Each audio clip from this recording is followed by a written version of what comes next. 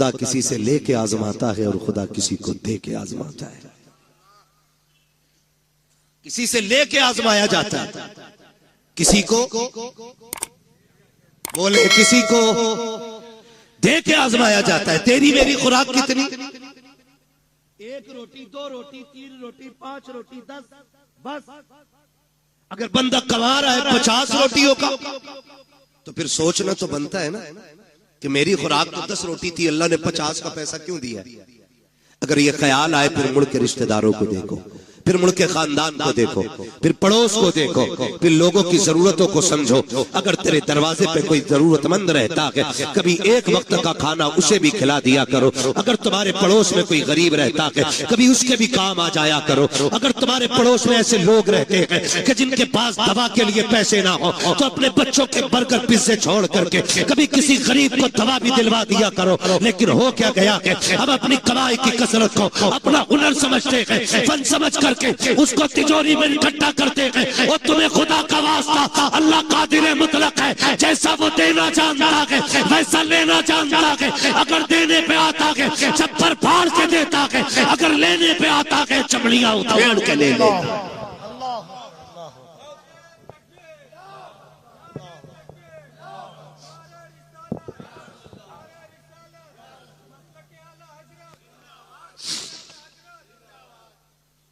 ये सबसे ज्यादा जरूरी है कि हम अपने पड़ोसी के दर्द को समझें, हम अपने जरूरतमंद भाई को देखें। कसम खुदा की ये बहुत बड़ी नेकी थी, लेकिन नहीं जी, आज तो बोटी अपने घर खाता है और खिलाल पड़ोसी के सामने जाके करता है। क्यों? कि आज पाए तोड़ के आ रहा हूं, आज पाए तोड़े, आज मैंने चिकन खाया, आज मैंने मटन खाया। इस्लाम क्या कहता है? मेरे नबी ने फरमाया तुम्हें इजाजत नहीं है कि तुमने अगर हड्डी वाला गोश्त खाया हो तो अपने दस्तरखान की हड्डी अपने दरवाजे पे डालो।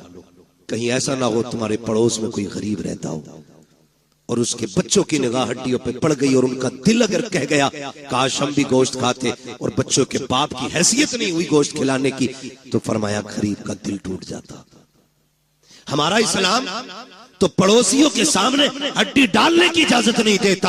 हम तो खिलाल इसलिए करते हैं ताकि मेरे चर्चे होने चाहिए, इसके दस्तरखान का आला खाना होता है, इसके बच्चे अच्छे से अच्छे खाया करते हैं। और तुम्हें खुदा का वास्ता हुजूर के दिए हुए दीन को समझने की कोशिश करें, पहचाने हमारा तरीका क्या होना चाहिए। आज हालात ये है कि नामवरी के लिए हम करोड़ों रुपए बेटों की शादियों में तो उड़ा दिया करते हैं, लेकिन जरूरतमंद लोग जाकर के हॉस्पिटल में देखो 2-2 रुपए की दवा के लिए तरसते रहते हैं। काश उन्हें वक्त पे पैसा मिल जाता, शायद किसी को हार्ट की गोली मिल जाती, किसी का ब्रेन हेमरेज होने से बच जाता, किसी की किडनी बच जाती।